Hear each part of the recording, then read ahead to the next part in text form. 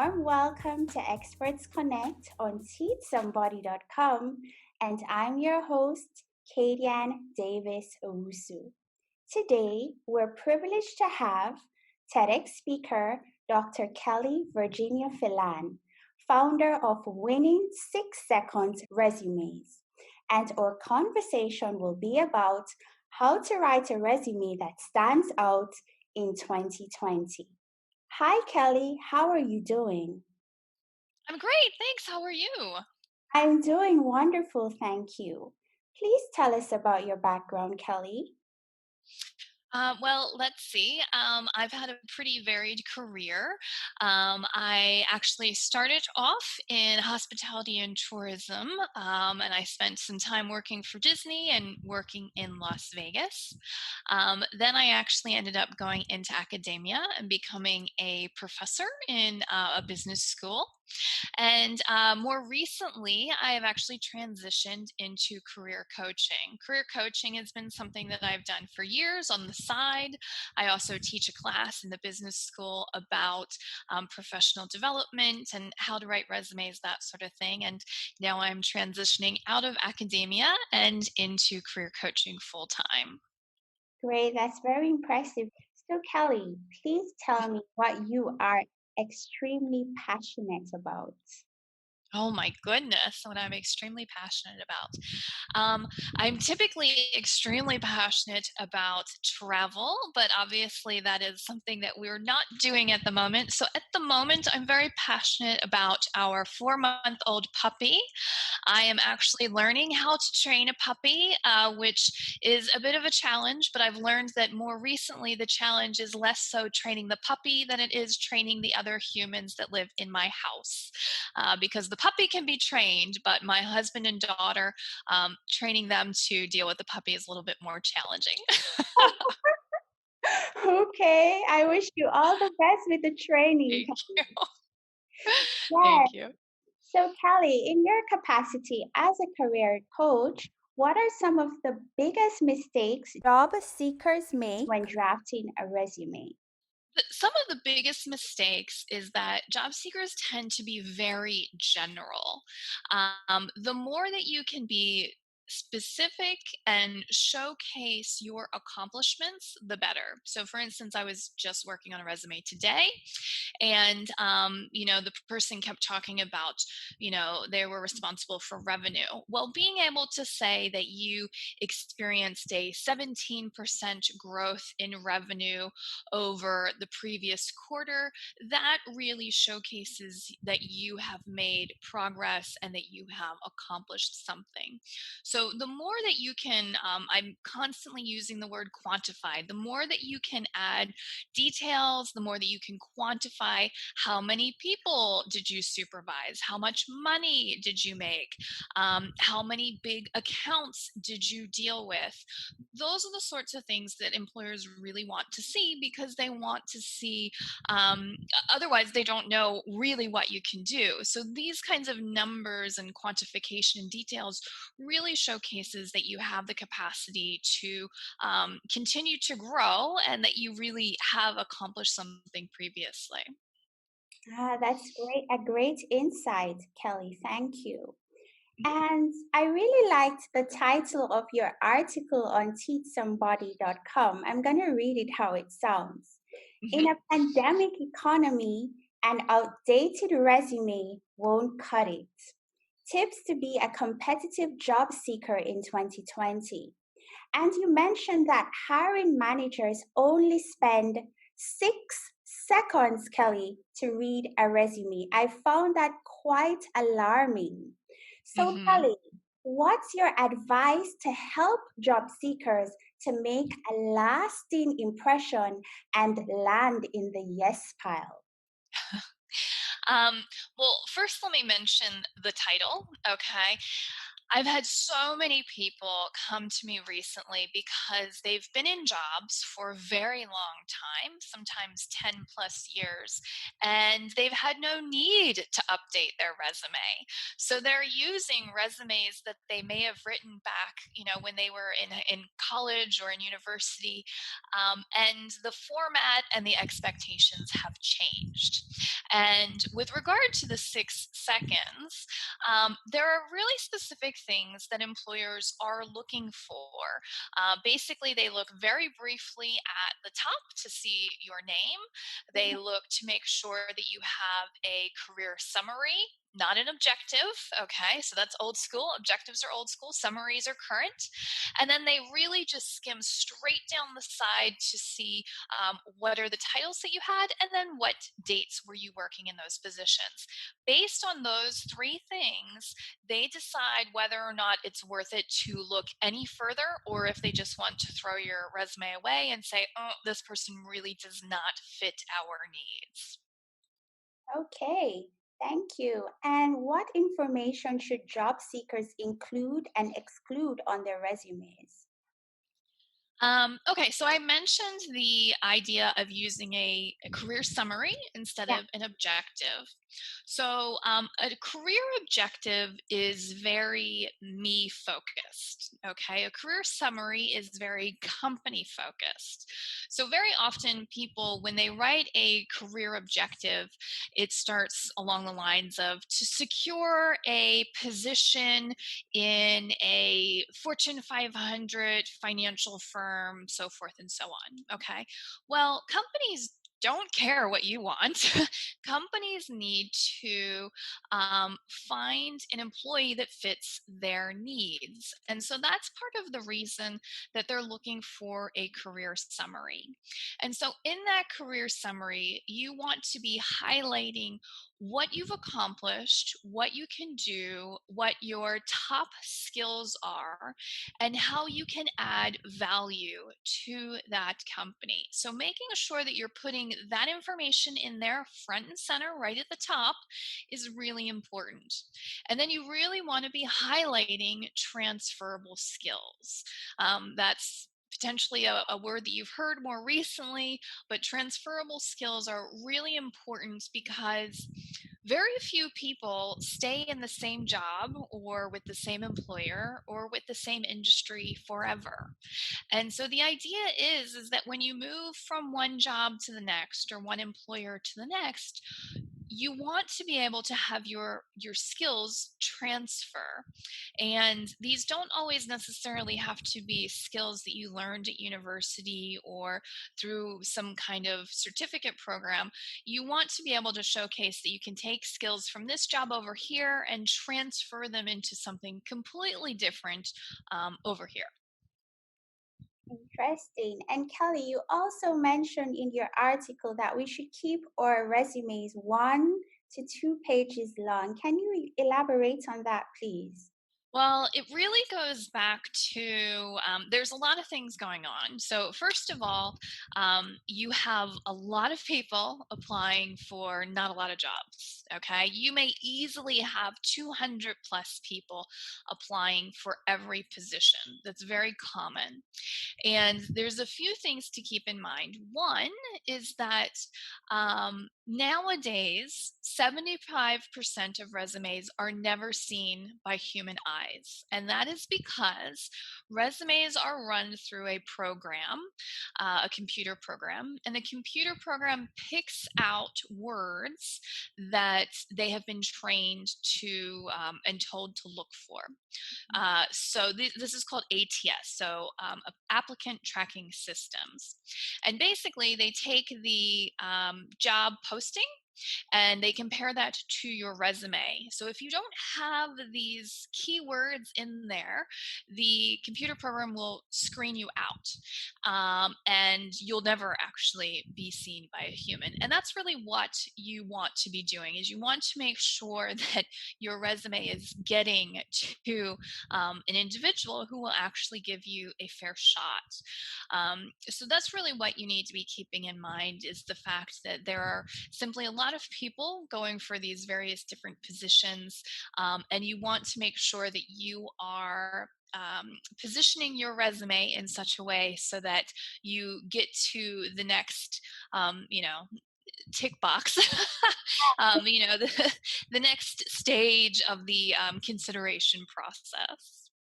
Okay. And Kelly, so my impression is that we should, if there is a system, an algorithm that's checking our resume, then we should probably include these keywords in our career objective. Is that correct?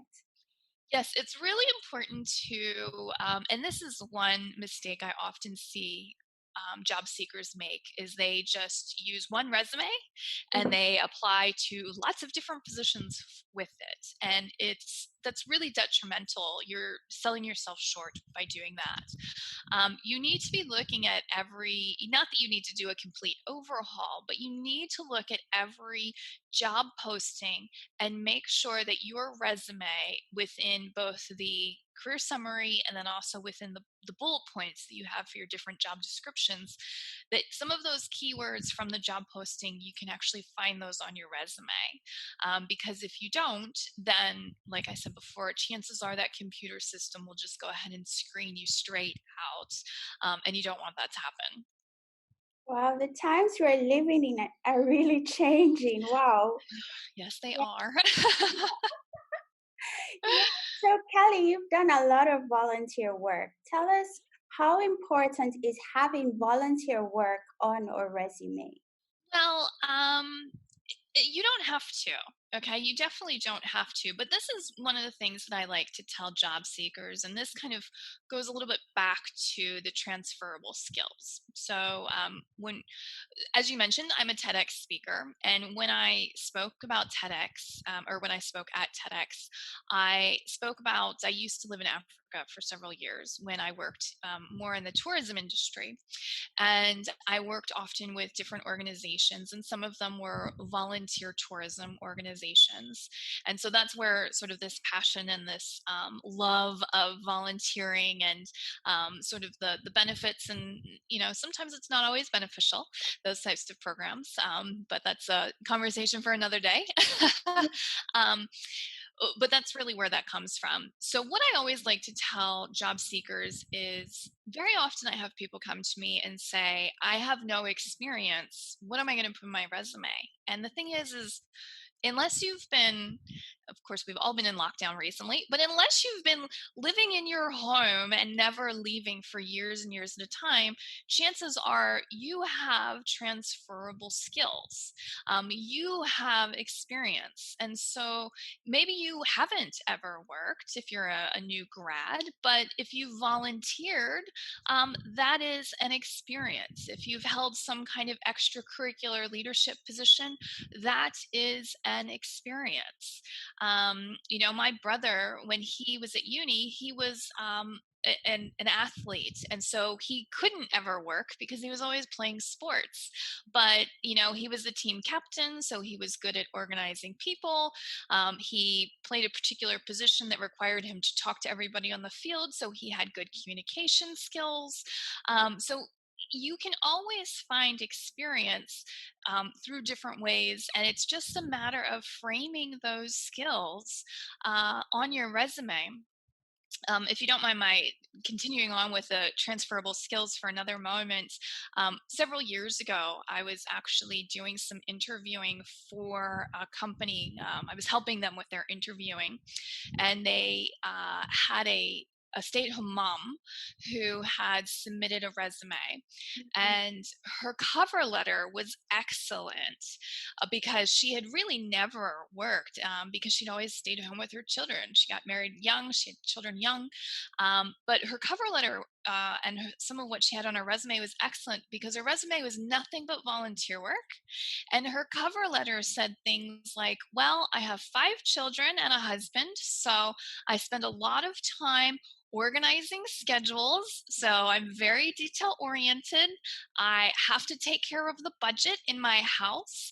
So she really did an excellent job of bringing together all these transferable skills. And so we interviewed her. She got the job. She was wonderful. So you really need to be thinking about those other opportunities, whether it's volunteering, whether it's something else, and bringing those into your resume. So volunteering will not make or break you, but if you put it on there and that stands as a good piece of experience, that can really take you very far. Wow, thank you so much, Kelly. And you keep on mentioning transferable skills, but just for clarity purposes, can you give us a definition of what is a transferable skill and provide some examples if possible? Sure. A transferable skill is any skill that you can really tailor to the job that you are applying for. So, for instance, I recently had somebody who had been furloughed from a hotel, and she went and she applied for a position with Home Depot in the US. I'm not sure if you're familiar with it, but it's a very large sort of do-it-yourself construction, that type of store. And what she actually ended up doing, she had been an event manager at a hotel, so she did weddings and conferences, that sort of thing. And she ended up going in and doing transportation logistics at Home Depot. And so she basically was responsible for all of the scheduling, all of the communication, all of the deliveries of these huge 18-wheeler trucks, and the delivery of all of these different products. So she was taking the skills that she had working with various different teams, obviously the communications that was involved, obviously the scheduling. If you ever do events, there's a lot of scheduling. You have to get the tables set up before the catering can come in. And she took all of that and she brought it over to dealing with all of the transportation. And now she deals with all of the transportation for Home Depot in one of the US states. So that's really what you're looking at. So that's why it's really important to look at job postings and see, okay, maybe I don't have that exact skill, but what can I relate to that? And then, showcase in my application. Very well, thank you.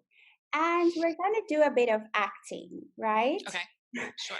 So we're going to do some time traveling and we're going to travel back 5 years. So we're going to, let's say, 2015, right? Yes. Uh-huh. And we're in a job interview. I'm the interviewer and you are the interviewee. So I'm going to Yes. pretend to be the interviewer now. So, Okay. Ellie, you want to land this dream job. Mhm. Tell me, Kelly, where do you see yourself in 5 years from now? Kelly. Now we're going to travel back to 2020, right? Yes. Hmm. How would you have responded now that you have been living through this catastrophic year called Oh my 2020? goodness. Wow. Well, I would answer it very differently. There's no doubt about that because in 2015, I would have said, I wanted to learn and grow with the company. I would have talked about probably working collaboratively with some of the other departments and taking on more responsibility. That's a typical answer to where do you see yourself in 5 years? And just an asterisk, don't ever say that you want the boss's job or that you see being promoted. Okay, you need to get this job before you talk about the next one. Okay, get in the door before you start talking about that. Mhm. Now, if I was thinking about it, I would be thinking about what kind of skills would I be learning and how I would need to adapt. So, for instance, I would really be thinking about juggling working from home, sharing an office with my husband while training my puppy and homeschooling my 11-year-old. So, these are not things that any of us expected, but now they're kind of our reality. And now with, the concerns over, more lockdowns and what's going on in different places, this may be something that actually extends a while.